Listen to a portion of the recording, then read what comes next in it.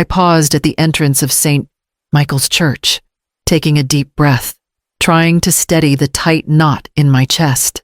The familiar scent of polished wood and lilies hit me immediately. And for a moment, I felt transported back to the Sundays when Elliot and I had walked in together, arms linked, my hand resting in his. But today, the pews were filled with whispers and damp eyes, and all of it felt like someone else's scene. A woman I didn't know sat confidently in the front row, head bowed, dabbing at her eyes with a pristine handkerchief. The ushers approached her with polite nods, guiding her as though she belonged there. My stomach dropped. Everyone, friends, neighbors, even people I had known for decades seemed to accept her as the widow. They didn't notice me standing in the back, alone. My black dress heavy against my skin, purse clutched tightly in my hands. I took a tentative step forward, hoping for at least a glance of recognition. But only the soft shuffle of feet and murmured condolences passed me by. My presence went unnoticed, as though I were invisible. Naomi had told me it would be better to stay out of the way, said I should rest, not be burdened. But I had to see for myself. I had to know who would claim the front row. And now I knew. Jenna had claimed it. Every careful step, every polite nod from the congregation reinforced it. My heart sank. And yet I stayed rooted to the spot, unwilling to let myself crumble completely. The organ softened, and a hush settled over the church as Father Keegan approached the podium. And I felt the weight of what was about to unfold. I watched her closely, every subtle movement magnified by the disbelief curling in my chest. Jenna Cross, someone I had never met, sat upright in the front row, her dark hair cascading perfectly over her shoulders, her hands folded neatly in her lap. She dabbed at her eyes with practiced precision, each sniffle and small tremor seemingly choreographed to elicit sympathy. The congregation treated her with quiet deference, and for the first time that morning, I felt the full sting of invisibility. The ushers whispered words of comfort, patting her shoulder gently as though she were the woman they had come to honor. Nobody checked the program twice. Nobody looked for me, and nobody thought to ask if the widow was present. My chest tightened, and my knuckles whitened around the strap of my purse. Every instinct screamed at me to step forward, to claim the place that had been mine beside Elliot for decades. Yet my voice and my courage felt trapped behind a wall of shock and grief. I felt a flush of anger, hot and sharp, rising beneath the quiet despair. How could they all be so blind, so convinced of her role that they failed to see me, the woman who had shared a lifetime with Elliot? Even Naomi, with all her good intentions, had kept me at a distance, insisting I stay in the back. And yet, I had to be here. I had to witness it, to measure the depth of this audacity, to understand how far things had shifted without my knowledge. Her head lifted slightly, and our eyes almost met for a fleeting second. A pulse of recognition, or maybe defiance, passed between us, but it vanished as quickly as it came.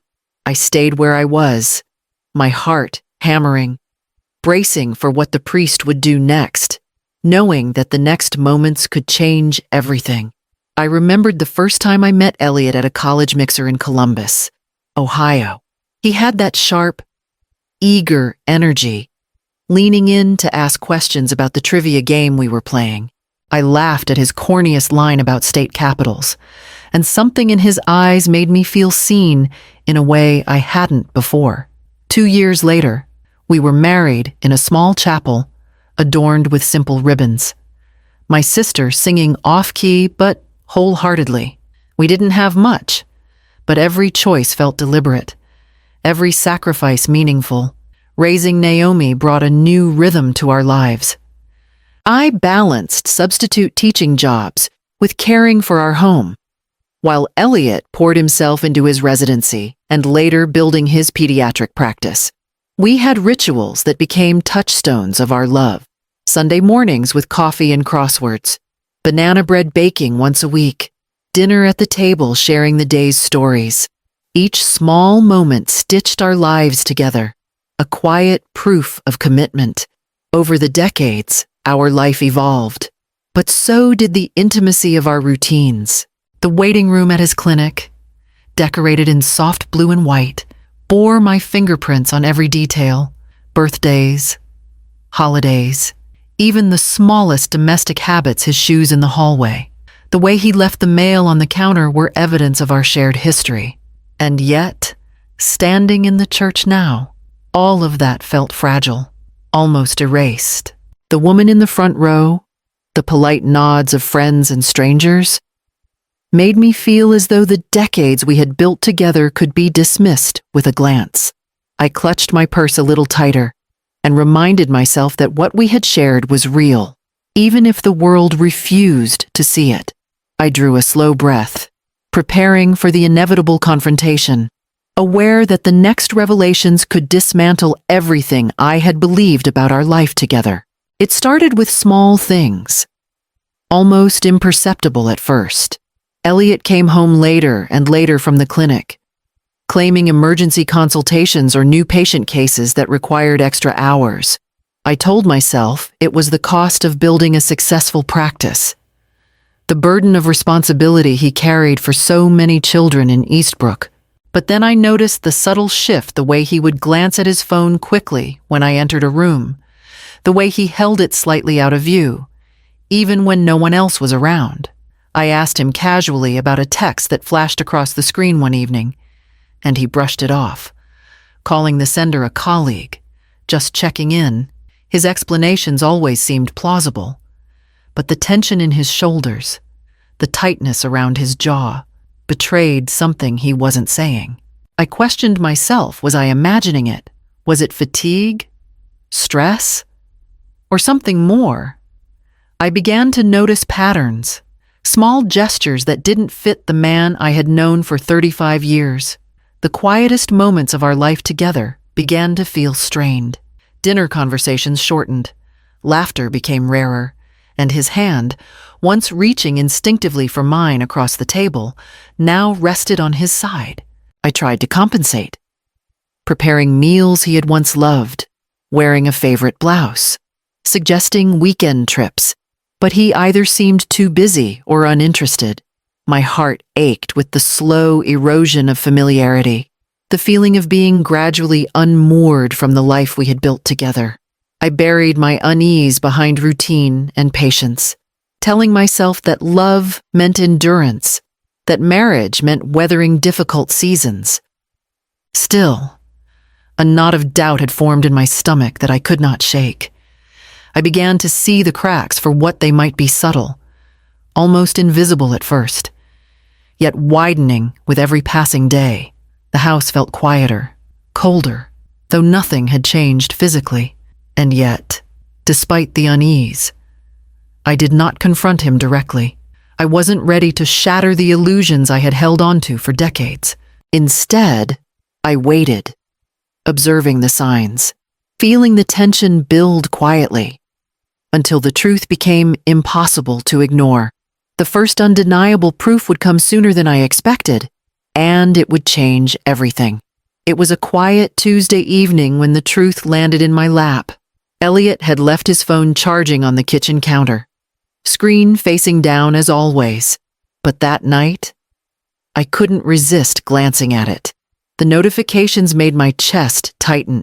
Messages from someone named Jenna Sweet, familiar, intimate, flashed across the preview heart emojis. Short notes about missed appointments. Casual check-ins that felt far too personal. My hands shook as I picked up the phone, scrolling carefully so as not to alert him.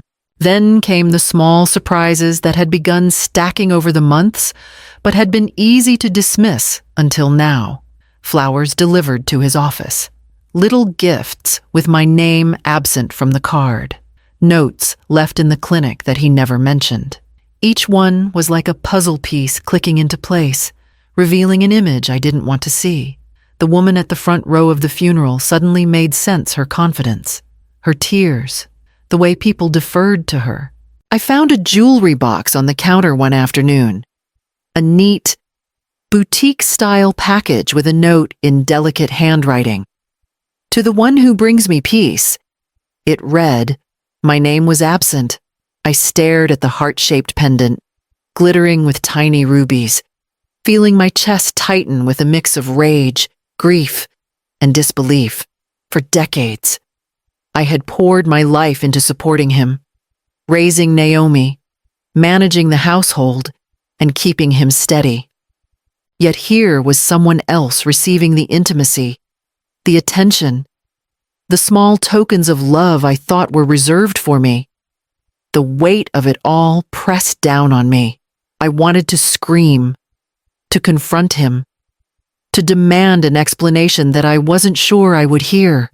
The quietness of the house seemed heavier than ever, the familiar walls now echoing with the betrayal that had been hiding in plain sight. I felt as though I had been living next to a stranger for years, believing in a life that had already begun to unravel. And yet, amidst the devastation, a tiny ember of resolve flickered. I realized that knowing the truth meant I could finally make decisions for myself, instead of being manipulated by silence and omission. The funeral, the front row, the whispered assumptions, it all made sense now. I set the jewelry box down, fingers lingering on the lid, and took a slow breath. I would need to plan my next steps carefully. What I discovered tonight would change everything, and nothing would ever be the same. The coming days would demand strength I wasn't sure I had, but I knew I had to act before the opportunity slipped away. I spent the next few days in quiet motion, moving through the routines of my home as though each action were a declaration of intent. I began with the finances, gathering statements and checking accounts, noting transfers and patterns I had never paid attention to before. Each discovery, though painful, gave me a sense of control I hadn't felt in months. The betrayal was still raw, but organizing it into facts, into numbers and dates, made it manageable. In the evenings, I opened my journals, pages yellowed with time, filled with thoughts I had never shared. I wrote deliberately, recording the details of our marriage, the small triumphs, the routines, the moments of connection I had treasured. Writing was both release and preparation.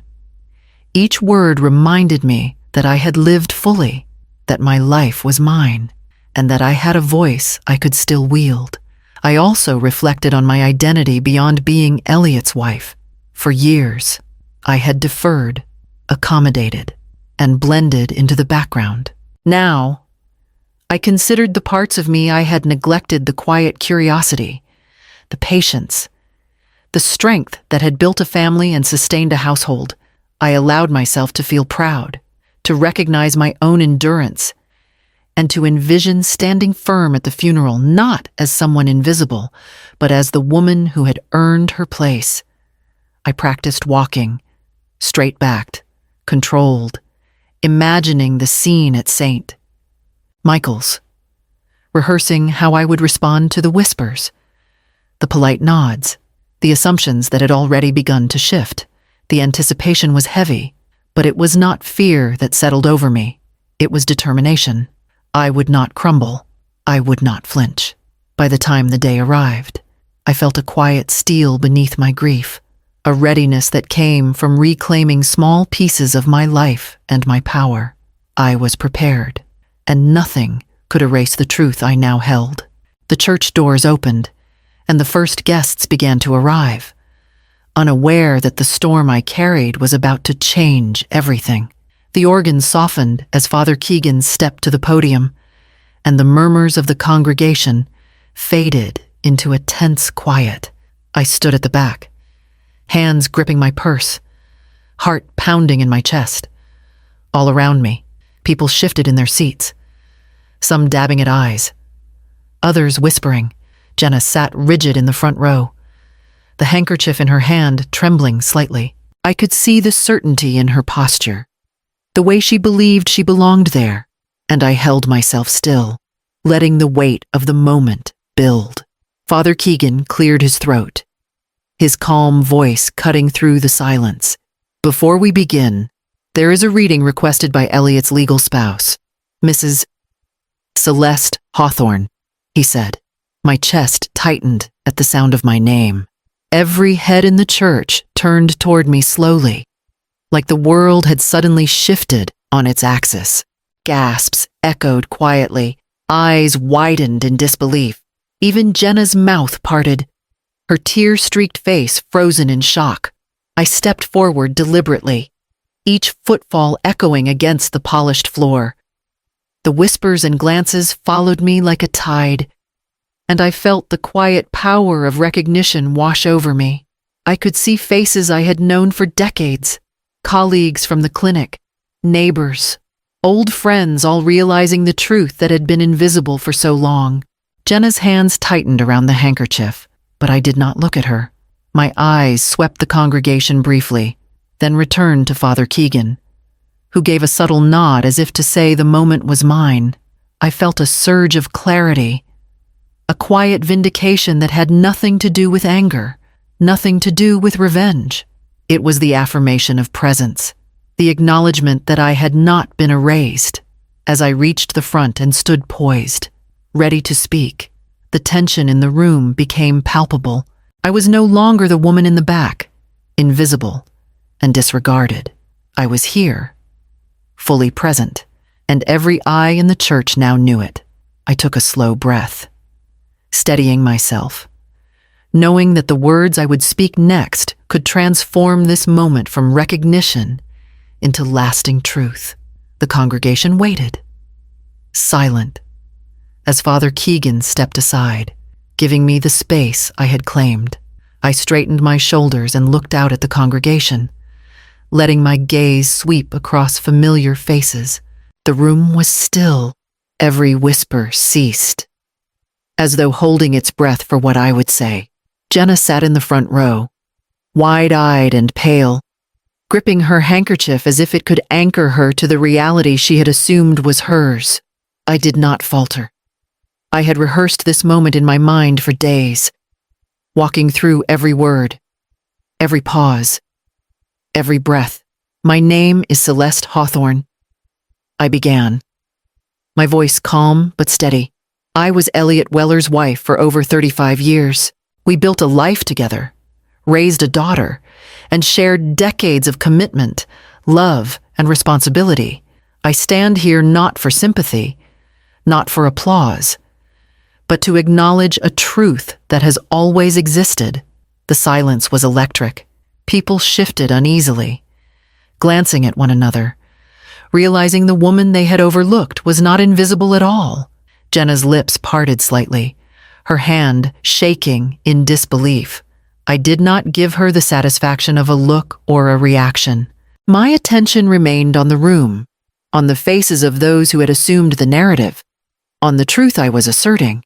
I continued, speaking deliberately, recounting moments, small gestures, and shared experiences that defined our life together. Each word was a quiet reclamation, a subtle but undeniable assertion of presence. The congregation listened, some nodding, some holding back tears. As the reality settled, I could feel the shift the room had changed. Perception had realigned, and the space that had been denied to me for so long was now mine. I stepped back from the podium, letting the silence stretch, letting the weight of recognition sink in. Jenna remained frozen, the stark contrast between confidence and composure clear for all to see. The truth was no longer hidden, and I had asserted it fully, calmly, with dignity intact. Father Keegan returned to the podium, his eyes meeting mine briefly. A subtle nod, acknowledging the moment had passed into clarity. The church remained quiet, awaiting the next act, the final resolution of what had been unspoken for so long. The reading of Elliot's will began with a quiet solemnity that made every foot in the room still. I sat near the back, hands folded in my lap, my pulse steady, despite the weight of anticipation. As the lawyer unfolded the documents and began to read, I felt a calm certainty settle over me. Every word confirmed what I had known quietly all along the life I had shared. The commitment I had given and the loyalty I had maintained were recognized at last. All assets, including the Eastbrook Pediatric Clinic, are to be transferred to Mrs. Celeste Hawthorne, the lawyer announced, his voice clear and deliberate. The congregation reacted in a mix of subdued surprise and acknowledgement. Jenna's face went pale, her eyes widening as she processed the reality she had assumed she could claim. Her hands trembled around the handkerchief, the confidence she had carried into the room evaporating like mist. I did not move to gloat or assert dominance. The satisfaction I felt was quiet, internal, anchored in the truth and justice of the moment. The years of devotion, the silent endurance, the invisible work behind the scenes, all of it had culminated in this acknowledgement. I had not needed to fight loudly or make demands.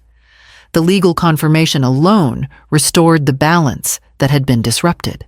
As the lawyer folded the papers and returned them to the folder, I allowed myself a deep exhale, feeling the weight lift from my shoulders. The space that had been denied to me, the authority that had been assumed by someone else, had returned to its rightful place. Jenna sat frozen, the truth clear and undeniable, but no confrontation was necessary. I closed my eyes briefly, letting the resolution settle in, knowing that the final step would be reclaiming the personal life that had been overshadowed for so long. The steps I would take next would be deliberate and measured, rooted in the empowerment I had quietly built. In the weeks that followed, I began to reclaim the life that had been quietly slipping away for years. Naomi and I spent long afternoons talking, sharing memories, laughing over small details of her childhood that I had tucked away in the corners of my mind. For the first time in decades, our conversations were free from unspoken tension, filled instead with understanding and honesty. I returned to old hobbies that I had neglected, pulling out sketchbooks and pencils, letting my hand move freely across the page. I started volunteering at the local library, helping organize reading programs and mentoring children. Each small act, each moment spent focused on something beyond the walls of our home, reinforced a sense of purpose that had felt lost. The house, once quiet and hollow, began to feel lived in again. I rearranged the furniture to catch the morning light, filled rooms with warmth and intention, and allowed myself to enjoy the routines that had once seemed ordinary, but now felt like choices I was making for myself.